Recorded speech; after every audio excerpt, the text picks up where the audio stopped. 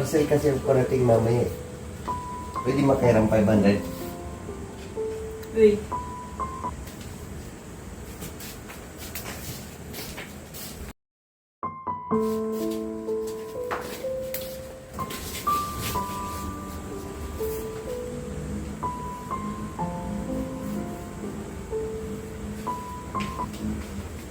Thank you, Nak, ha?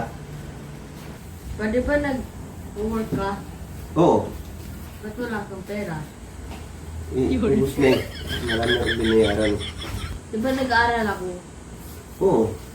At ikaw, walang pera, tas ako meron. Eh... Mag-aaral ka na lang nga pa, para may pera ka. Anya!